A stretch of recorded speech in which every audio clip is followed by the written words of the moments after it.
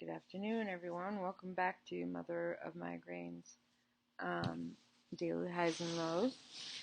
For those of you who are new, I know the name probably sounds a little confusing and maybe exclusive. I'm not excluding anyone who doesn't have migraines. I welcome everybody to this channel. It's not silly about that. That's the name I chose for myself a while ago because I have chronic migraines. I have migraines every single day.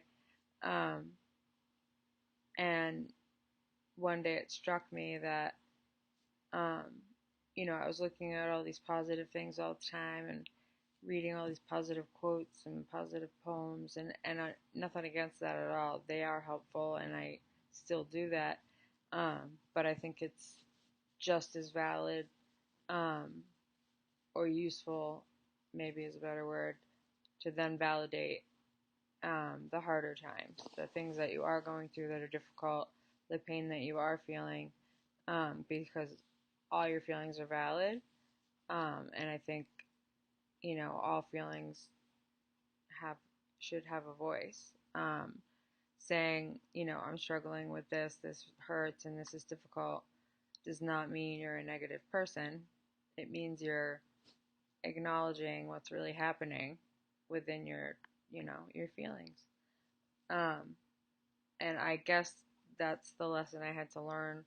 I mean, it's not like somebody could have just said that to me and I would have been like, oh, okay. Um, it took me a long time. I mean, I used to have my kids do it when they went to bed. What were your highs and lows today? Um, but it never clicked to me that I could do it on a deeper level, or um, my kids had deeper level things to say as well. I'm not saying they didn't, but um, I guess it took me being sick. Some people don't like me saying I'm sick, but I have chronic daily migraines. I'm almost never lower than a level 5 pain. It's always high. It's always bad. Um, I'm pretty good at masking how bad it is, unless it's been multiple days. My record is 42 days of the same migraine, and generally after, I don't know, 3 or 4 or 5 days, I start to not be okay. I start to not be able to mask. I'm not sleeping well. I'm not able to manage my emotions as well, or my reactions even, um, because everything, like all of my senses are just overloaded um, with migraine. Not just head pain, which is a very real symptom of the type of migraines that I have, but I also have other symptoms. I don't know why this is turning into like a TED talk about migraines, but extreme fatigue, muscle weakness, muscle pain, joint pain, um, just body pain in general. Sometimes, like after I have a migraine, I have what's called a migraine hangover or a postdrome, and I feel like I got hit by a bus. It feels like I really just can't move. All my muscles hurt. Everything hurts. Um, if it affects my memory, it affects my ability to complete sentences. A lot of times I can't find what I'm trying to say. I can't find the word, and that is super frustrating. It's just sort of in the middle of a sentence. Boom! I have no idea what I was just gonna say, and I can't find it. And anyway, yeah. So I'm sick. That's what it is. I'm sick. Yeah, I don't have cancer. I don't have MS or lupus or any of that stuff. But migraine disease is a thing. Like, it's a real thing. Um,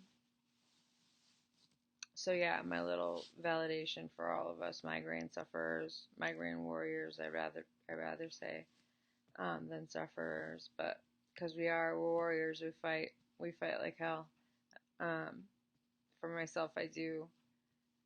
I, I'm, I'm not a doctor, but I'm pretty well versed, and a lot of times I'm more educated in what could possibly work and what definitely doesn't work, then some of the doctors know.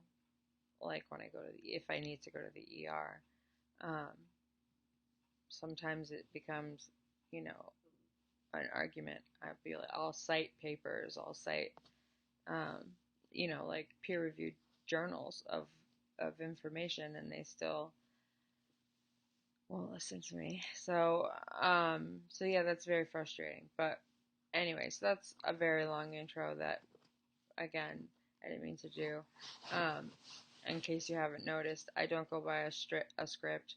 I know a lot of YouTubers, write out what they want to say, or at least make bullet points. And I did this morning. I thought maybe I would make bullet points, but when I do something like that, I tend to overthink, um, and then it doesn't come out. It just doesn't come out at all, or the way I want it to, or I get distracted by the bullet points, or um, whatever. So this is all just plain old Krista just telling you, like it is for her, for me. Um, so yeah, the reason I do highs and lows is because a lot of people want to just, me to be positive, buck up, you'll be fine, blah blah blah. That's all really nice, and I'm glad that you care. I'm glad people really care, but it doesn't validate the difficulty of what's happening. Um, I'm not able to work. I have, as one could imagine, having pain all the time. Like, it's difficult for me to do a lot of the things that I'd rather be doing. I'd rather be working. I'd rather be kayaking. I'd rather be walking 5 miles a day with my dogs. I'd rather be, cleaning my toilets. I'd rather be having a very clean house, or, not having to push uh, the button on the dryer so that the clothes go through again and again so they're not wrinkly. And I end up doing that multiple times because I'll forget that they're in there. And so yeah. So anyway, my high for today was that my mom and I took a little ride, and we went to it's a hospice run thrift store here in the town that I live in.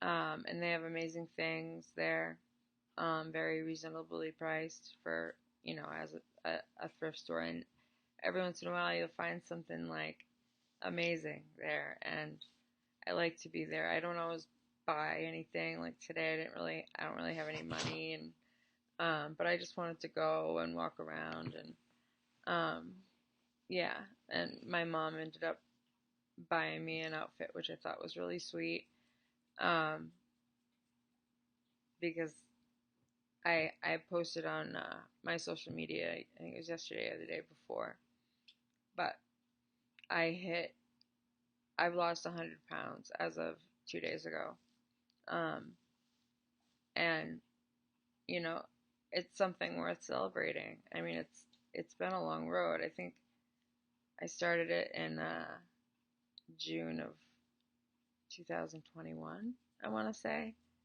And at that point, I had lost within that first year, I had lost like 85 pounds or something. Um,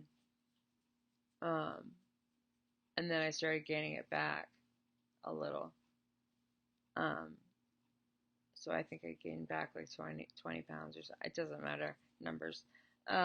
Anyway, so I've been pretty regimented. My stomach can't handle a lot of food at once, so I have to eat multiple times a day, um, and it's important. If I don't eat enough, then I'm not healthy. I didn't lose weight to not be healthy. I lost weight, or started this journey so that I would be healthy.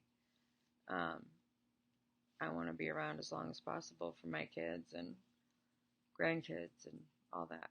So I'm extremely proud of myself for that. Um, so yeah, that was my high today, spending some quality time with my mom. Um, my lows today are that um, So with certain migraines, they're called, I think they're called occipital neuralgia.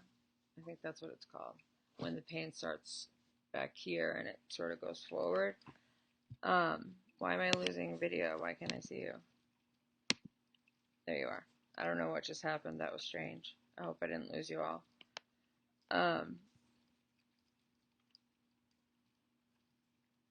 Anyway, so I'm having one of those where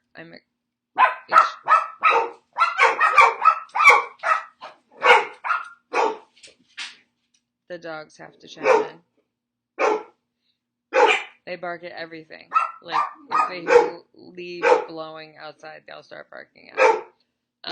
And then they feed into each other like, oh, come on, let's bark, let's bark. Anyway,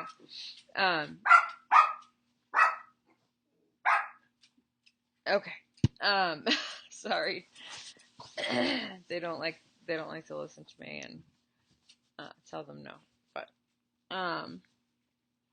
where was I going with, what was it? Oh, so the occipital neuralgia or whatever it is. I'm not 100% sure. I'm going to see a new neurologist in a few weeks because it's a fairly new side effect for me. My old neurologist was amazing, and he just knew what to do. He said, you have migraine disease. You have multiple types of migraines. You'll probably never be 100% free of them. And stop. Scooby. Sorry.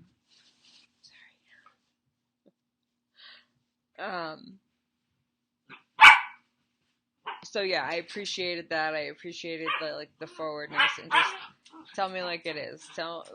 Some other doctors were like, oh, well, we can't really do anything for you, or oh yeah, it'll get better. It's not a big deal, or whatever. And it is a big deal. I'm gonna live the rest of my life with some level of pain, and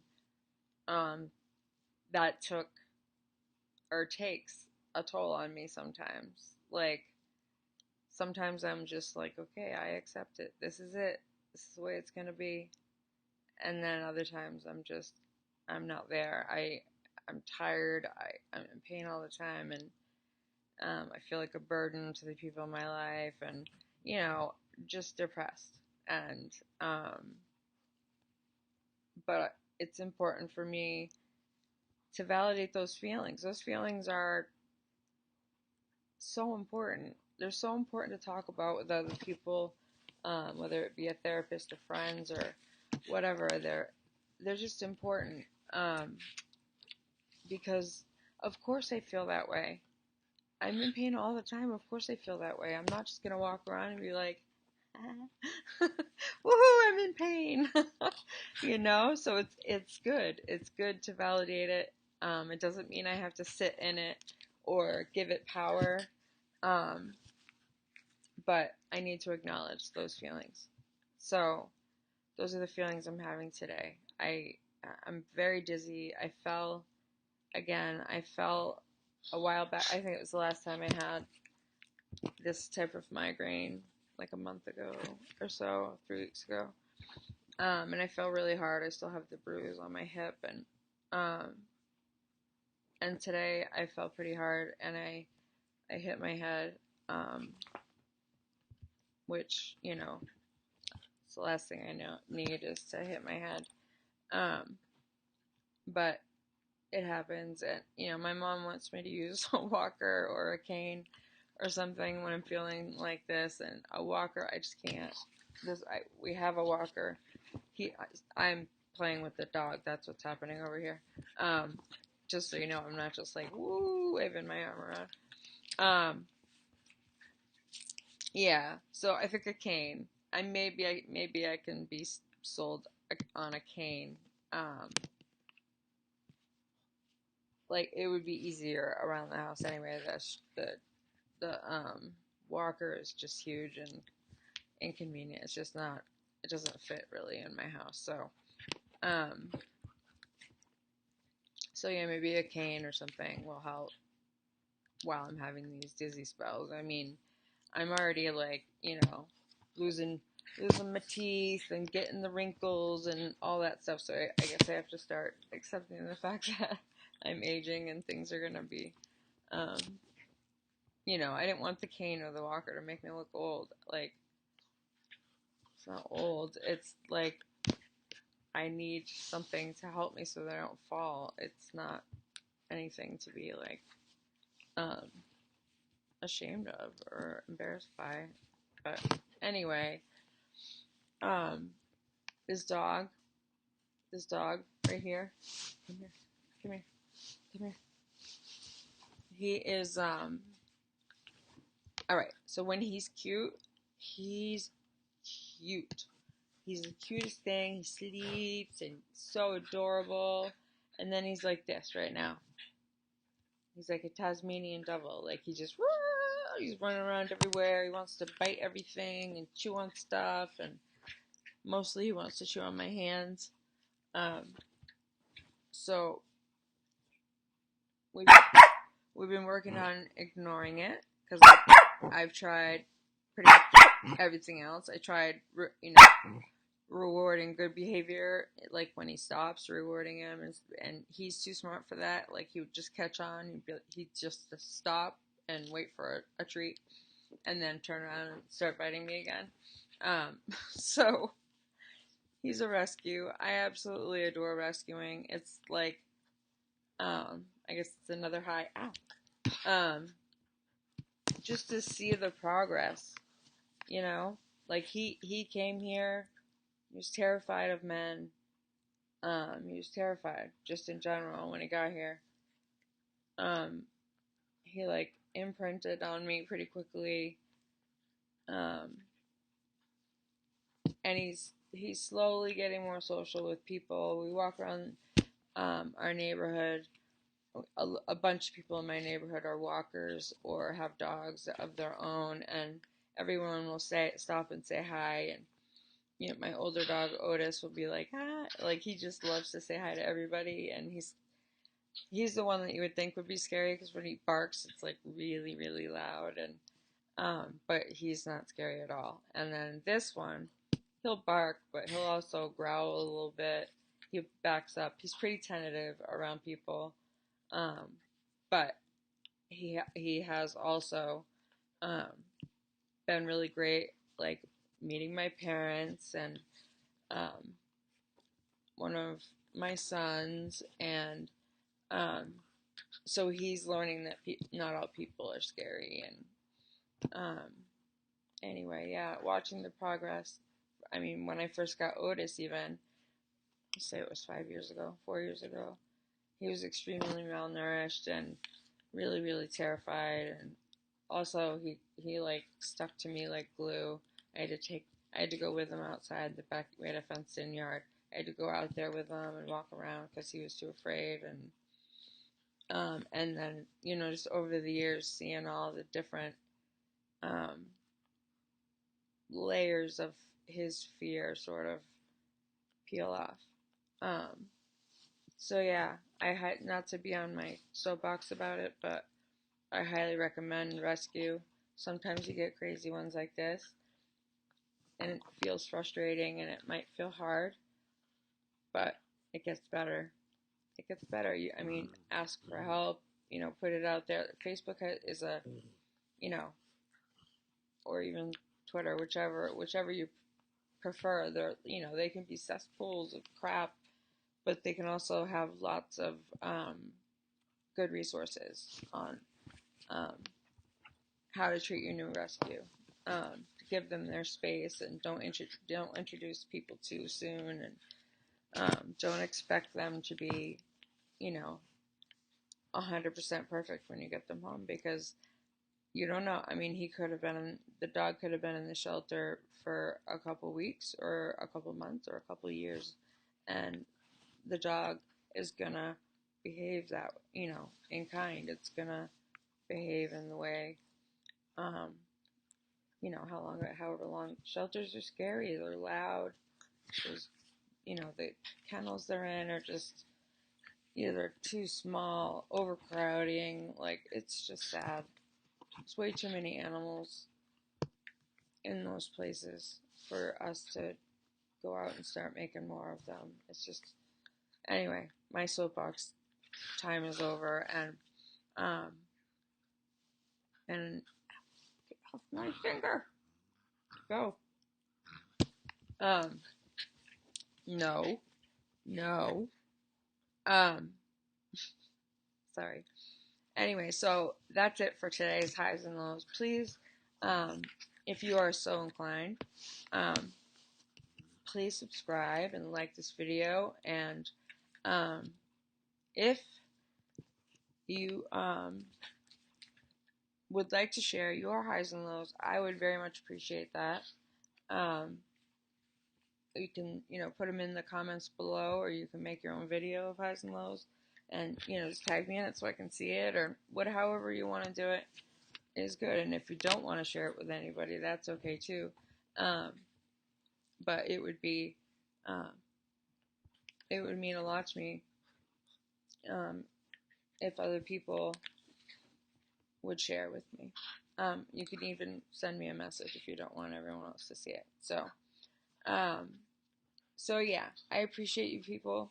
Thank you very much. Hopefully I'll see you tomorrow. All right, bye.